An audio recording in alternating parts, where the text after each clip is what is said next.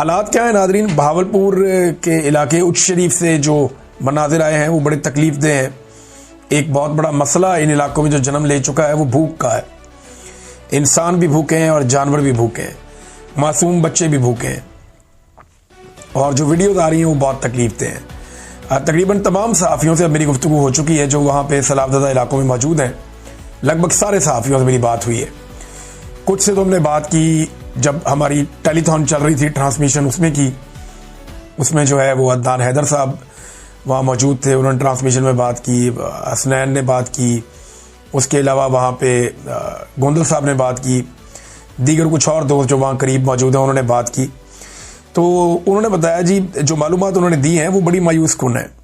जितने हालात हमने बुरे बयान किए हैं उससे भी बदतर हालात हैं इस वक्त। अगर आप वहाँ पे सहाफ़ियों से रियल रिपोर्ट लें तो आपको पता चलता है।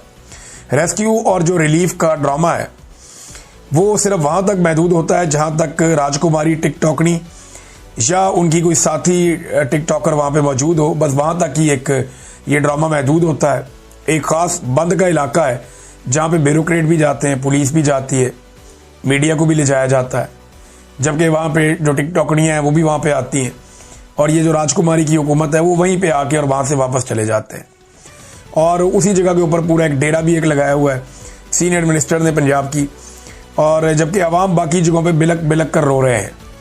अभी मैं एक वीडियो देख रहा था, इसमें शहबाज साहब जो है वो बहुत दूर के इलाकों में निकल गए और उन्होंने जाकर वहाँ से रिपोर्ट किया कि यहाँ पे तो कोई रेस्क्यू वाला पहुँचा ही नहीं, हुकूमत का यहाँ पे कोई वजूद ही नहीं है, कोई भी लोगों की मदद के लिए नहीं आया, बल्कि लोग अपनी मदद आप करने की कोशिश करते हैं, लेकिन पानी में वो अपनी मदद कैसे करें। अब पानी कोई एक आधा फुट नीचे गया है, जो अब तक इतलात आ रही है जिस वक्त मैं ये वीडियो रिकॉर्ड कर रहा हूँ। उम्मीद है कि पानी और नीचे चला जाएगा, लेकिन थोड़ा बहुत पानी नीचे गया है, लेकिन इसके बावजूद लोगों की मुश्किलात कम नहीं हुई।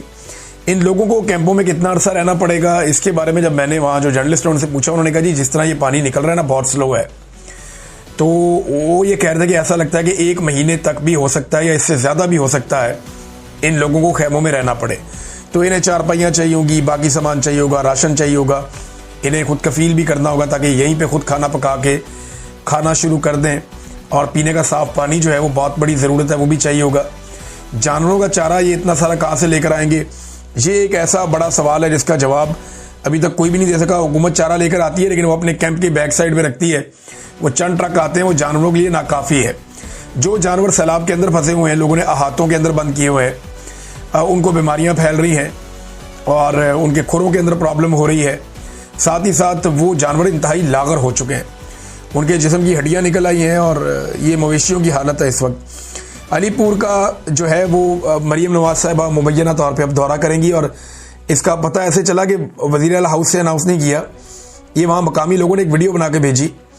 उस वीडियो में जो सड़कें कुछ बच गई हैं, क्योंकि एक छोटा सा एरिया है शहर का जो बचा हुआ है, बाकी तो सारा वो तहसील तो डूब गई सब, तो वो जो एरिया थोड़ा बचा हुआ है वहाँ पे सड़कें तामीर की जा रही हैं रातों रात, यानी मशीनें लगा के सड़कों को सीधा किया जा रहा है, उनको तामीर किया जा रहा है, रास्ते बराबर किए जा रहे हैं, रुकावटें हटाई जा रही हैं। तो वहाँ लोगों ने अंदाज़ा लगाया कि मरीम नवाज आने वाली है, और जब इधर उधर पूछा तो पता चला कि जी मरीम नवाज आ रही है। तो आप अंदाज़ा करें कि इस सैलाब के माहौल में, तबाही और बर्बादी के इस माहौल में, जहाँ इंतज़ामिया को अपनी सारी मशीनरी और ताकत को इस्तेमाल करना चाहिए था सैलाबज़दा लोगों की ज़िंदगियाँ बचाने के लिए, वहाँ पे राजकुमारी की आमद के मौके पर टिकटॉक्स अच्छे बन जाएं, इस वजह से जो है वो सड़कें रातों रात तामीर की जा रही हैं, उनको सेट किया जा रहा है, मरहम पट्टी की जा रही है सड़कों की। तो ये बड़ी अजीब चीज़ है, शायद आपको ये अजीब लग रही होगी, लेकिन मुझे अच्छी तरह याद है कि शहबाज शरीफ भी जब किसी मुकाम का दौरा करते थे तो उनके जाने से पहले वहाँ पे सड़कों की मरहम पट्टी की जाती थी, और मैंने 1-2 दफ़ा ये बातें रिपोर्ट की, तो उस पर शहबाज शरीफ साहब ने और उनकी कैबिनेट ने और उनके लोगों ने उस दौर में बहुत बुरा बनाया था और मेरे ऑफिस में शिकायत लगा दी थी। नाज़रीन, सैलाब मुतासरीन ये कह रहे हैं कि हमारे बच्चों की जानें जो हैं वो बचाई जाएं। देखिए ये बाकायदा वीडियो इसकी मौजूद है कि जर्नलिस्ट वहाँ पे रिपोर्टिंग कर रहे हैं, मरीम औरंगज़ेब वहाँ पे मौजूद हैं, सैलाब मुतासरीन कह रहे हैं जी हमारे बच्चों की जानें बचाएं, हम इनको कह के थक गए, हमारे बच्चे वहाँ फंसे हुए उनको नहीं बचा रहे। तो वज़ीर साहबा ये फरमाती हैं कि झूठ मत बोलो, यानी किसी गरीब आदमी को मुँह के ऊपर कह देना कि झूठ मत बोलो, अपने जैसा समझा है सारों को, कि जब दिल किया कि मेरी तो लंदन तो क्या पाकिस्तान में भी कोई प्रॉपर्टी नहीं है, क्लेबरी फॉन्ट आ गया निकल के बीच में से। तो ये कहानियाँ और ये झूठ जो है ये हमने बहुत सुने हैं। गरीब आदमी के पास कैरेक्टर ही तो रह जाता है, बाकी होता क्या है उसके पास जो वो छोड़ के जाता है। लोग उसके लिए दुआ करते हैं बाद में। कोई लंबी चौड़ी जायदादें तो है नहीं उसके पास। तो आपके तो रजिस्टर्ड झूठ हैं जो पकड़े गए हैं और बार बार पकड़े गए हैं।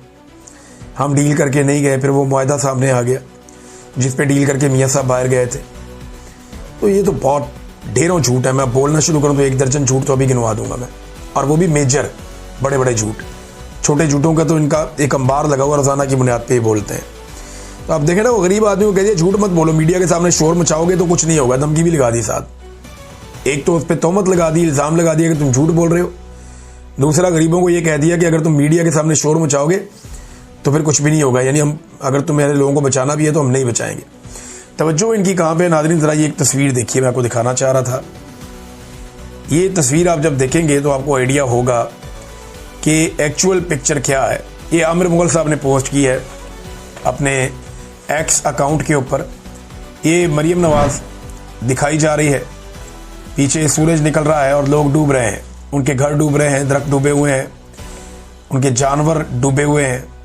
लोग बचाओ बचाओ की आवाज़ें लगा रहे हैं, हेल्प बचाओ लोग ऐसे बोल रहे हैं। और मरियम नवाज के हाथ में एक मोबाइल फ़ोन है, आईफोन, और वो उससे अपनी टिकटॉक बना रही है। ये किसी ने अक्कासी की है सूरत हाल की, बिल्कुल दुरुस्त तर्जुमानी की है, सही अक्कासी की है मौजूदा सूरत हाल की, कि इनकी जो सारी की सारी तवज्जो है वो इस वक्त भी टिकटॉक्स के ऊपर है और किसी काम के ऊपर कोई इनकी ख़ास तवज्जो नहीं है। नाज़रीन, एक और चीज़ है, वो आर्मी चीफ ने एक मरतबा फिर ये कह दिया। गुज़िश्ता चंद दिनों से पहले DGSPR कह रहे थे, फिर आर्मी चीफ कह रहे थे। सियासतदानों को ये करप्ट कहते हैं, बुरा कहते हैं। ये फौज का पुराना तरीक़ाकार है, वो बार बार कहते हैं सियासतदान ठीक नहीं है, ये इक़्तिदार परस्त है, इक़्तिदार के लिए ये करते हैं, ये करप्शन करते हैं, बेईमानी करते हैं, फ्रॉड करते हैं। तो सारा कुछ पाकिस्तान में हमेशा से सियासतदानों पर डाला जाता है। तो वही चीज़ मैं यहाँ पर भी होती हुई देख रहा हूँ। आर्मी चीफ ने एक बार फिर अच्छी तर्ज हुक्मरानी पर जोर दे दिया।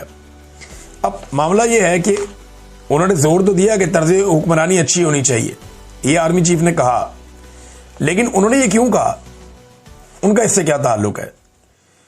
यानी हुक्मरान की बात मानना उनका काम है आईने पाकिस्तान के मुताबिक। हुक्मरान कौन होगा, क्या करेगा, ये तो वोट डाल सकते हैं, एक वोट उनका है अपना। जब वोट डालें तो फैसला करें इसको डालना है उसको डालना है। इसके अलावा वो नहीं बता सकते हुक्मरानों को कि हुक्मरानी कैसी करनी है, ये उनकी डोमेन नहीं है। हाज़र ड्यूटी ऑफिसर कैसे ये मुतालबा कर सकता है, मेरी समझ से बाहर है। यानी क्या ये शहबाज शरीफ की हुकूमत